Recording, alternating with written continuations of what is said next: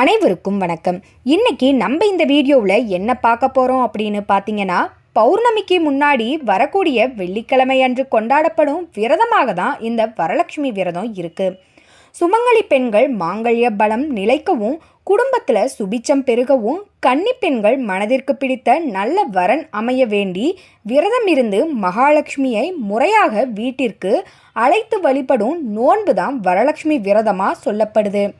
இந்த விரதத்தை தமிழகம் மட்டுமில்ல, பல்வேறு வட மாநில மக்கள்களும் பெருமளவும் விரும்பி மேற்கொள்ளப்படுறாங்க. இதன் அடிப்படை புராண கதை என்ன, வரலட்சுமி விரதம் கடைபிடிப்பதால கிடைக்கக்கூடிய பலன்கள் என்ன அப்படின்றத தான் இன்னைக்கு நம்ம இந்த வீடியோவில் பார்க்க போகிறோம். இது போல பல சுவாரஸ்யமான தகவல்களை பெற வால்மீன் சேனலை கீழே இருக்கிற ரெட் கலர் பட்டனை கிளிக் பண்ணி சப்ஸ்கிரைப் பண்ணிடுங்க. அப்படியே பக்கத்தில் இருக்கிற நோட்டிஃபிகேஷனுக்கான பெல் ஐக்கானையும் மறக்காம கிளிக் பண்ணிடுங்க. வாங்க வீடியோக்குள்ள போகலாம். மன்னாதி மன்னர்கள் காலத்தில் செல்வ செழிப்பிற்கு குறைவில்லாமல் இருக்கும். கஜானா முழுவதும் செல்வங்களால் நிரம்பி இருக்கும். மன்னர் பரம்பரையில் வழி வழியாக இந்த வரலட்சுமி விரத முறையை கடைபிடிக்கப்பட்டு வந்திருக்காங்க. அந்த வகையில் சௌராஷ்டிர தேசம் அப்படின்னு சொல்லக்கூடிய ஒரு ஊரில் சுசீந்திர தேவி என்னும் மகாராணி இந்த வரலட்சுமி விரதம் முறையாக கடைபிடித்து வந்தாங்க. ஆனால் காலப்போக்கில் செல்வம் அளவிற்கு மீறி அதிகம் சேர்ந்த காரணத்தினால தலைகணம் கொண்டு திரிந்தாங்க. மகாலட்சுமி பூஜைகளை அவங்க முறையாக வழிபடாம, குடும்ப உறவுகளை சரியாக கவனித்து கொள்ளாம அசட்டையாக இருந்தாங்க. இதனால அவங்களுடைய செல்வ செழிப்பானது படிப்படியா குறைந்து போனது. மகாலட்சுமியை அவமதிக்கும் இல்லத்துல செல்வம் தங்குவதில்லை. குடும்ப உறவுகளை போற்றி பாதுகாக்காத பெண்களிடத்துல லக்ஷ்மி கடாட்சம் எப்போதும் இருப்பதில்லை. இந்த மகாராணிக்கு சாருமதி என்கிற மகள் இருந்தாங்க. அவங்களுக்கு வெளியூரில் திருமணம் முடித்து கொடுத்து விட்டாங்க.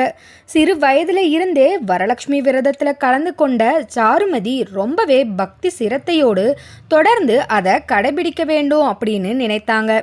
ஆனால் அதை எப்படி மேற்கொள்வது என்பது பற்றி அவங்களுக்கு தெரியலை. இளவரசி சாருமதி தன் கணவன் மற்றும் மாமியார் மாமனார் என்று அத்தனை குடும்ப உறவுகளையும் முறையாக பேணி பாதுகாத்து வந்தாங்க.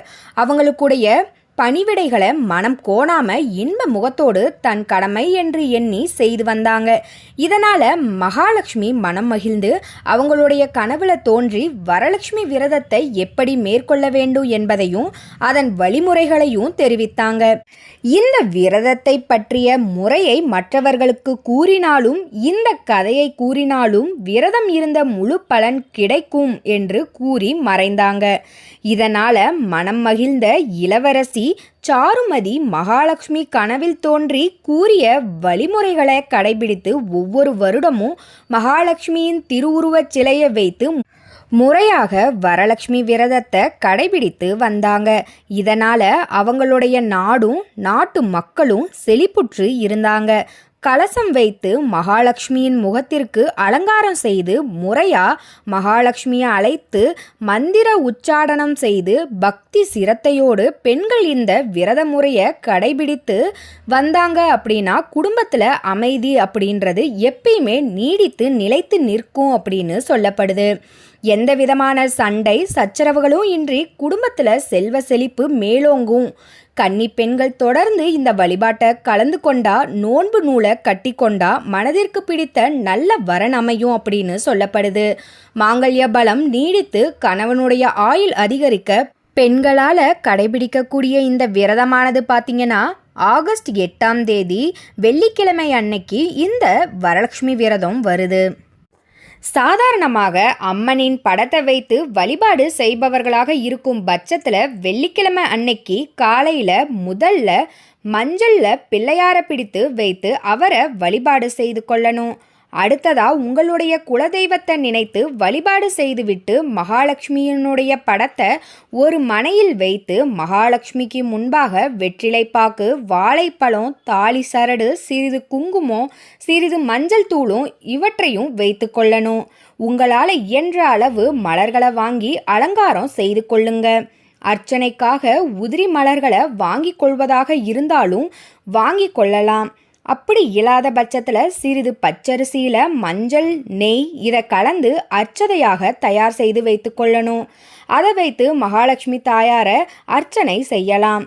மகாலட்சுமி தாயாருக்கு மிகவும் பிடித்தமான பொருட்களில் ஒன்று சர்க்கரை பொங்கல். சிறிது நெய் விட்டு சர்க்கரை பொங்கல் செய்து மகாலட்சுமியின் தாயாருக்கு நெய்வேத்தியமாக வைத்து கொள்ளுங்க. உங்களால் இயலும் பட்சத்தில் 1 டசன் கண்ணாடி வளையலையும் வாங்கி வைத்து கொள்ளலாம்.